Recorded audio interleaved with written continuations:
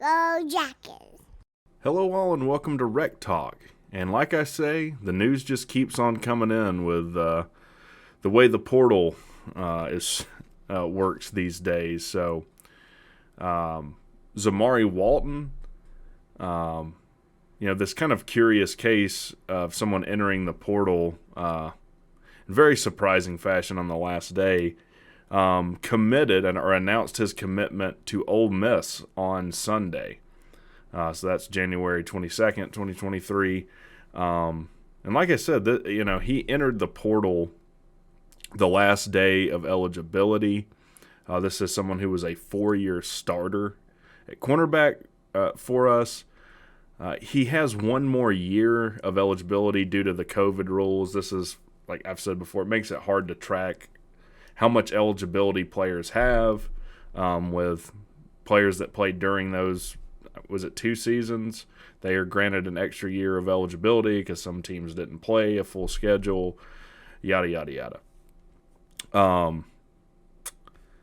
Now, this is what's weird about this. So Zamari Walton had a video on his Instagram that was like professionally done. So I imagine he paid to have this video made and produced, or at a minimum went through, a lot of effort to have this video produced saying, I'm back, I'm coming back. I'm reaffirming my commitment to Georgia Tech and playing my final season here. And then enters the portal the last day that you can enter the portal before it closes. And if you're like me, you're thinking, that's odd. Like, why would you pay to have a video produced if you had any inclination, like a faint thought that you might want to enter the portal? And look, I have no evidence of this. It just seems like there's tampering involved on some level. It seems like someone contacted Zamari Walton before he entered the portal and told him if he goes to school X, Y, or Z, he will get this, whatever amount of NIL money, which is against the rules. He follows Jared Ivey over there. Jared Ivey transferred to Ole Miss. And this is how easy it would be. Like, this is almost impossible to prove, which makes it so frustrating. Because it could just be that Jared Ivey is the proxy that communicates what the potential NIL deal is. And as long as there's no record, as long as you don't write this down in an email, like, there's no way you could ever prove that this happened. And it appears that this is happening kind of rampantly. Like, there's weird things going on. This isn't a portal issue, but this 5-star quarterback that committed to Miami, then decommitted, evidently was offered $15 million to go play for Florida. Turns out Florida don't have the money. Just bizarre stuff going on. But yeah, you're not going to convince me something weird wasn't going on with this. Now, will it be okay? Yes. I mean, it does hurt to lose this kid. I mean, it hurts when you lose a 4-year starter, no matter what. Again, it's just odd that he would have a video made, like, goes out of his way to say that he's coming back and then enters the portal at the last minute and goes to Ole Miss. So nothing I can do about that. I'm basing this video. I have the AJC article up here. But in other news, Tech acquires another linebacker. This will be the third linebacker in this transfer class. Rutgers linebacker Austin Dean. He's a big-bodied kid. He's 6'2", 225. He's from Tampa, Florida. He was a 3-star recruit when he committed to Tampa. He played in 20 games. You can see it here. He played in 20 games in the past 2 seasons and had 1 start with 19 tackles. So, I mean, look, I haven't looked at this kid too deeply. Like, I haven't looked at video or highlights of them, but there's just not. I mean, it's probably not great that you're not starting at a place like Rutgers. He doesn't. If I just go by the stats, there's not anything that really pops off the page at me other than possibly his size. But we are having to replace two of the best linebackers we've had in a long time in Ely and Thomas. Now, in conjunction with, we have Andre White, a former 4-star coming out of Texas A&M, that, in my opinion, is a stud athlete. Braylon Oliver coming from Minnesota. It's a Georgia kid. Maybe being pushed with them and getting reps with them, this kid can really develop into something special. I just don't know what we have with this kid. It's kind of like with Jackson Long, the tight end, was one of the first transfers we got. He might have been the first transfer we got. Just there's not enough information to really draw any sort of conclusion.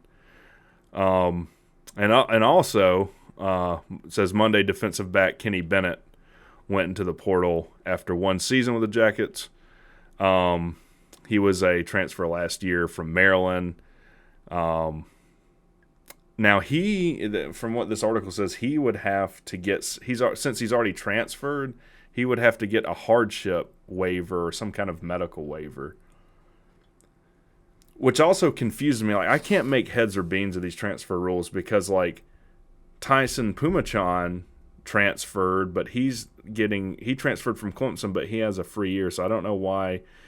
I thought that if you fired your coach, like, all those players could transfer without penalty, independent of whether they had transferred before or not. So I don't know. Like, if anyone from the NCAA is watching, can you just put like a clear FAQ out of like how these transfer rules work for people that don't have a week to sit down and read like the 500-page manual, which I did go through when I did the Dion video. I skimmed through to find some rules.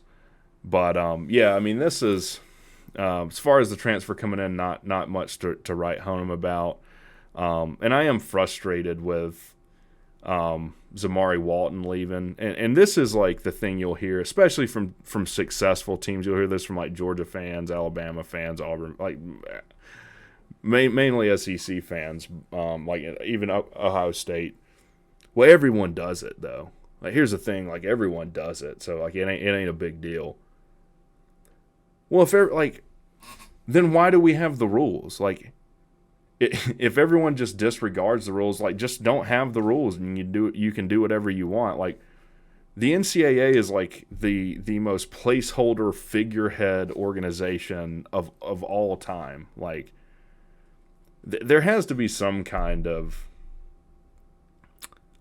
just getting out of the wild west of craziness. Like, there's been several coaches that have spoke out against this, like Mac Brown, Pat Narduzzi at Pitt, Mac Brown at North Carolina, like, just saying, hey, and Pat Narduzzi was like one of the first ones. I forget the wide receiver they had that transferred to USC, but like basically that kid entered the portal and then the next day committed to USC. And Narduzzi's like, well, how did that happen like so quickly?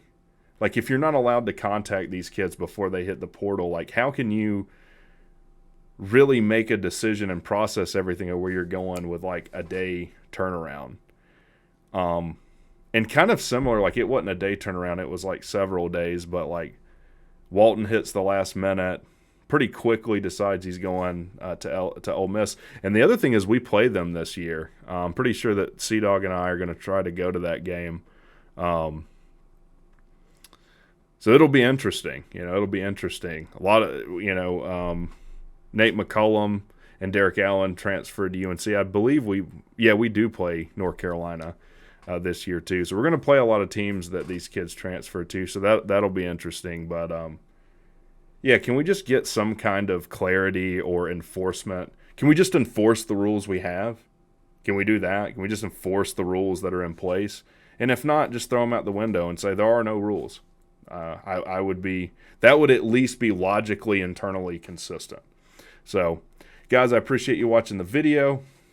If you didn't know, we have merch. We have Rec Talk hats, Rec Talk shirts, Rec Talk coffee mugs.